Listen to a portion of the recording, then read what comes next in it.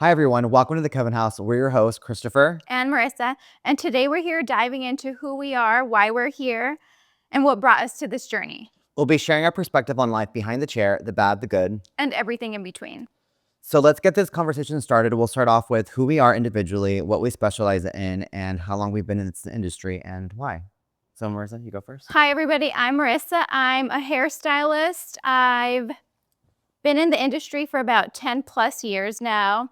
Born and raised in Los Angeles, Latina. We both met in LA doing hair together. I was fortunate enough to have been mentored under some great stylists in the industry.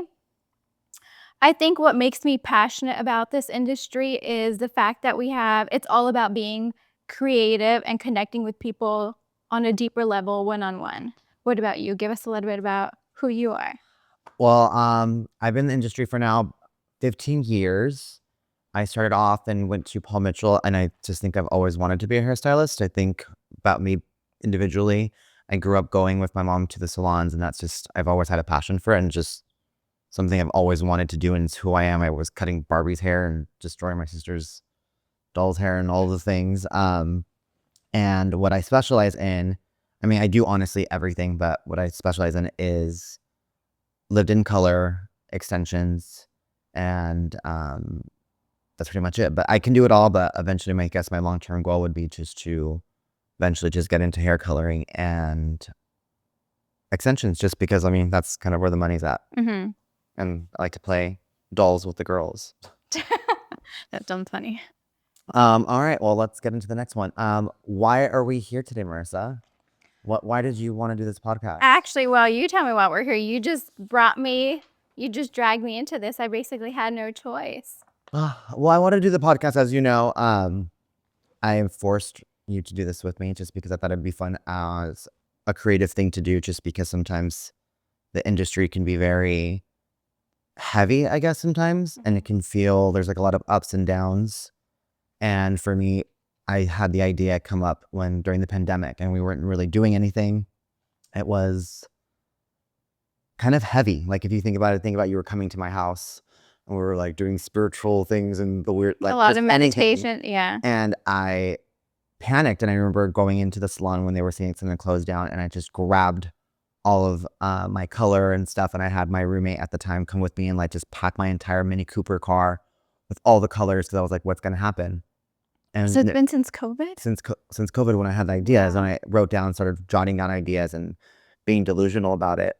And I guess the other thing that I wanted to put is like why the name The Coven House was because I'm obviously like very spiritual and not a witch or anything like that. I don't want to scare anybody, but I'm, like I said, I'm spiritual, and I just was like, okay, like the Coven House. And like I kind of always saw hairstylists growing up, they would kind of call us like a cult, because they would always say everybody would dress in black. And like, if you think about the schooling people at work, so it was something that was like, okay, how cool. One thing, no matter what our background is and who we are, in some way we're connected. Mm-hmm. To community. Yeah, we are community. And then I moved over here into the arts district, and then I started realizing that like I wanted to make it about not just hairstylists, but anybody in the creative industry, just because it can kind of unite us all in some way. Because I've worked on film, I've worked in photo shoots, and I see that it's funny how like everybody is like somehow like together in this, and how it's fun and brings us together. So that's why the Coven House was like,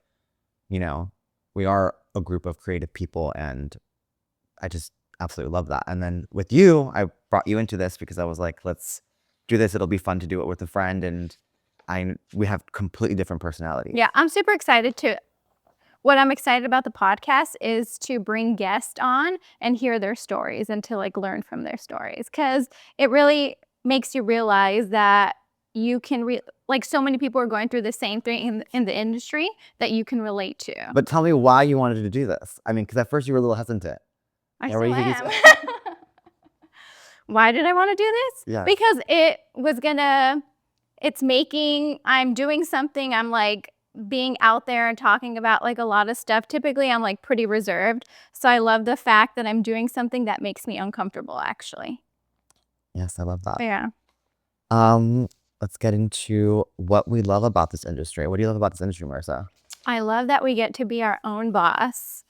I love that we have the freedom of building. What I've learned is that you completely make your own business. You build your clientele. So if you're not busy, it's because you're not putting in the work.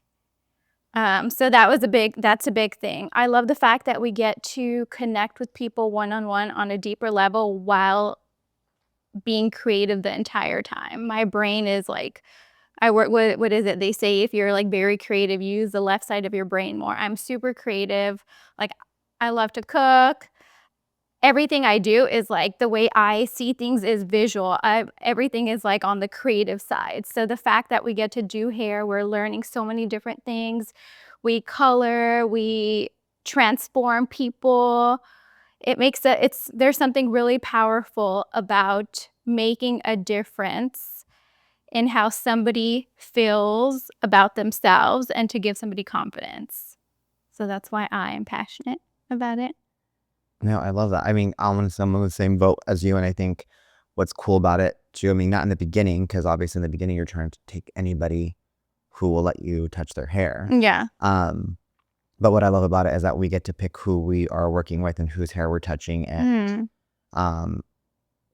not obviously not in the beginning, like I said, but there comes a point where we can say no to certain people, and we can say, no, I'm not gonna do your hair. Like, this isn't what I want to do. This isn't where I want to go, because some people can be like energy suckers. Yeah. And I think it's important that you choose who you want to spend your time with. And I think that's what I do love about this industry, is that I get to choose that, which obviously I get to pick who the people who I work with, which is amazing and it's fun.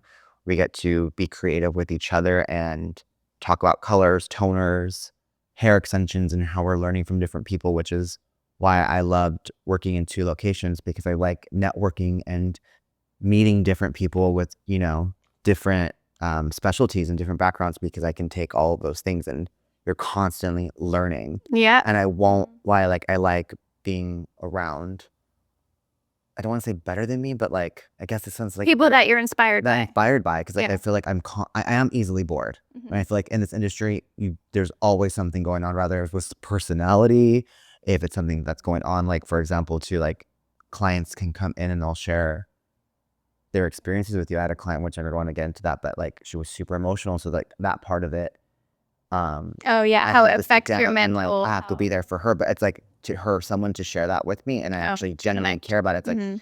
these people become your family members and your friends, and Yeah, you really do like connect with them on a deep level. what keeps you inspired? You know how you said you get bored easily. I'm the same way. I feel like can feel myself sometimes getting like stuck. So I really do have to focus on doing different things. What keeps me inspired is I love working around other stylists. I remember when I was working upstairs and then they like forced me to come downstairs and I was so anti. I was like, no, I don't want to be around everybody. Like, I love having my private suite up there.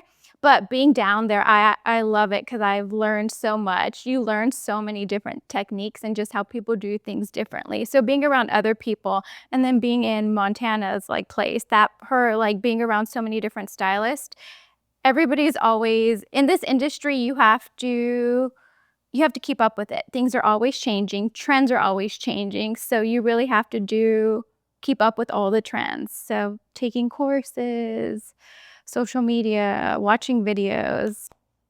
I would say for me, what keeps me inspired sounds so funny. It's I'm a big thing about like right now, I guess, an energy and surroundings. So obviously it's the people too, but like I think that's why, and since I want to open up a salon and do all these things in the podcast, because I want to create spaces. And I think you're like that too, because every time we talk about it, like even right now, the background right now, you're like doing those things. Cause like, I feel like the environment that you're in plays a huge part in that. Cause I think I found now the people and my like go-to of what I really love to do now in this industry, that like, I think now my focus, what's keeping me inspired right now, is looking forward to like creating the space that we get to go in. It's like our office. Yeah. Our office is not a typical office, and it's kind of cool how we can make it cozy, cute, industrial if we want to. We can do so many things with it. And how you take in sage at the salon. oh yeah. sage. I'm like, what's that smell? Why is it burning? I do want to get into like how do like what do you think our effects are with the industry with social media? I do The think positives and the negatives. Yeah. Well, I'll start with the negative. I do think there's like a lot of high expectations for hairstylists now. It's not just doing hair. You have to be present and relevant on social media. So you do have to put a lot of work in terms of posting content constantly, making sure you're taking content often. So that part of it can be very draining. But on what a huge part that I feel like we're super lucky is the fact that we have that platform to market ourselves that's free, whereas like the other generation did not have that. So I still feel like there's the positive outweighs the negative of it. What about you? What? I would say I think it's very positive because it's a lookbook. I will say like it definitely helps us build our clientele compared to like back in the day to some of our what was our elders at the salon that would before they were like we had to walk out and go into the streets and get clients. And I won't say that I did not do that because I did that too, but it definitely makes it easier because people want to see your work. And usually before it was like word of mouth that people can actually go and look at your social media and they can actually see all the things that you've done already. So I think that's a positive. Some of the negatives that I think that kind of annoy me, to be honest, is more so for the newer clients, which is why I have certain, I guess boundaries. Like I have forms and stuff, like things that set up for new clients. That way, like they have to, put a deposit just because newer clients, sometimes they'll come in with like, Oh yeah, like social media people or clients are flaky. and they'll flaky, but they'll also come in with unrealistic expectations. All the AI photos. That's ridiculous. definitely a So big I negative. think that's a complete negative. And also another one is that because we also as hairstylists put out so much information, and sometimes I have to say it's not always the right kind of information. People just do it just to get like clickbait. I think that they think sometimes that they know more than us and then want to tell us like how to do something or how to achieve a look. And they'll say, like I had a client one time say, no, well, they did it this way on their Instagram. I'm like, well, then go to that fucking bitch. Like, why? I'm like, that's not how I'm going to do it. And that's not how I would achieve that look. And so I think that's one of the negatives. But to go back to it, it's just, for me, is keeping, my boundaries together and be like, no, and saying no to a client because you don't want to end up in a situation where you're like, shit, I shouldn't have done this. Yeah. How do you feel like your mental health plays into like the everyday, like all of it together? Like think about your year, for example. Like I want to know, like, what do you do? I know you as a friend, so I do know. Yeah. But I want you to like share like how does like this industry, because like I said, we're around a lot of people. It's not just our coworkers, it's our clients, it's our families, it's the outside life, it's also the business side of it that we have to do on the background. Like it can sometimes be really heavy. What do you do to like keep yourself sane, and what do you feel like how it affects you? Yeah, I mean, I feel like to this day I'm like still learning and it's changing every single day. Like different things that work before that worked for me no longer work for me now. So things that I do to keep myself sane are, well, I feel like I'm super sensitive person. Like I absorb energies very easily. You obviously know that. I remember you telling me this like sad story, and then you weren't even crying and I was crying for you. So that's kind of a battle for me. Is obviously I connect with my clients so much, and when they tell me sad stories, it like will really affect me at times because I care about them a lot. So going home, I then have to figure out ways, like even just doing like meditations. Actually, I feel like podcasts have helped me so much just to focus on like my mental health. Even going home and cooking, I use that as like a little outlet. Like playing video games at home, like it distracts my brain. And our plans when you play video games. But exercising. So I feel like honestly, didn't start exercising really like as a routine until this year, like actually putting it into a routine. And I feel like it's made such a huge difference in my brain because I can get anxious pretty easily. So I'm learning different things. What about you? I would say when I was younger, when I first started the industry, I don't feel like I really thought about that. Because when you're young, you're working, you're having fun, you're partying, and that was like kind of like you kind of felt like cool, you're doing hair and you're going out, and think about all the things that we were doing when we were in our 20s. And I wouldn't say I started thinking about my mental health and physical health, honestly. I would say until maybe I have to say it like after my nephew passed.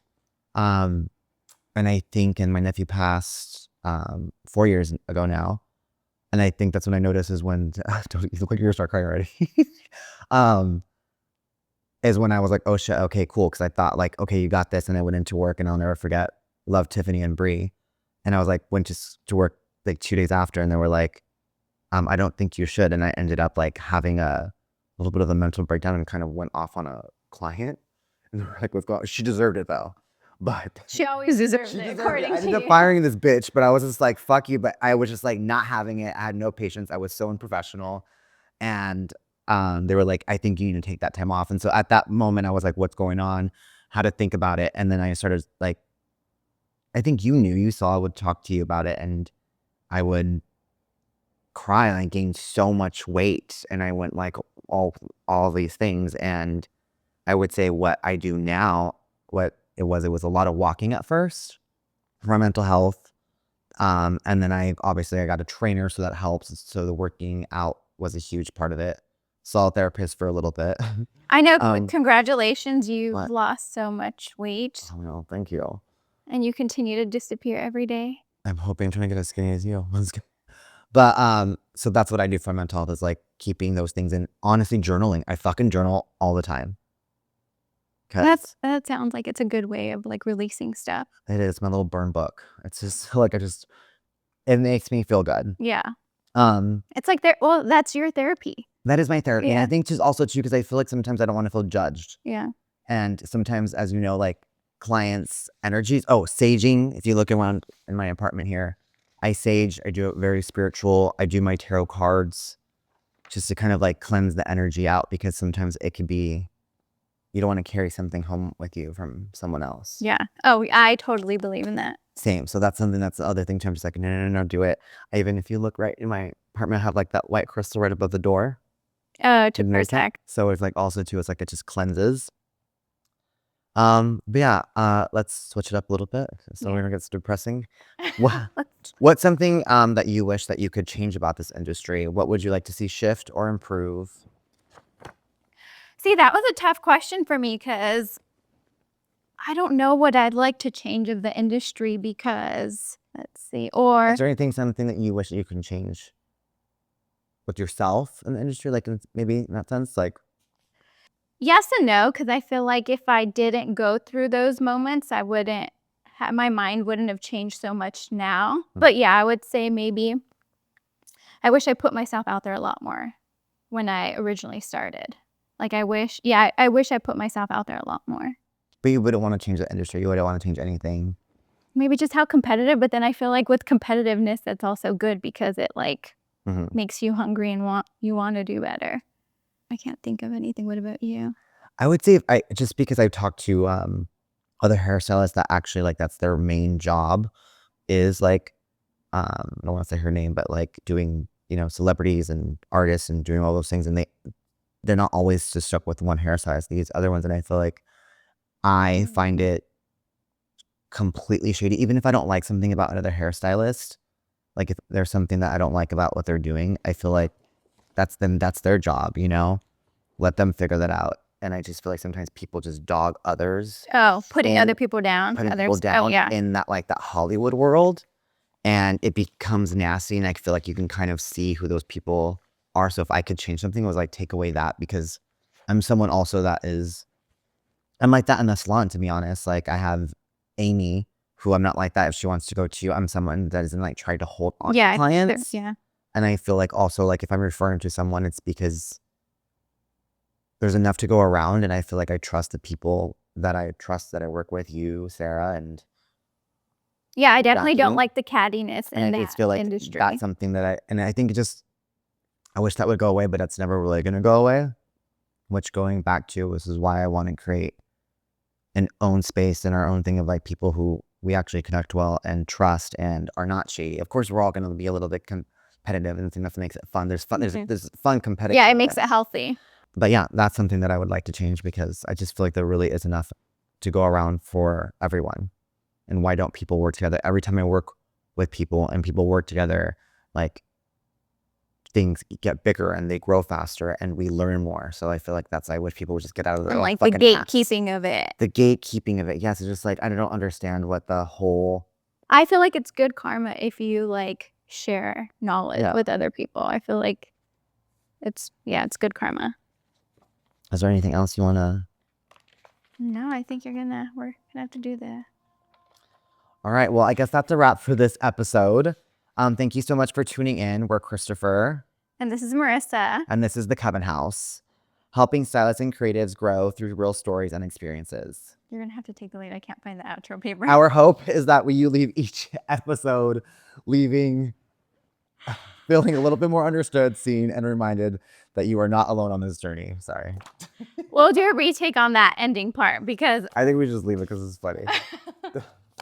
I was like, do I get up and look around the table? Oh, we are the Coven House. We are the Coven House. I looked at Edwin. I was like, what do we do?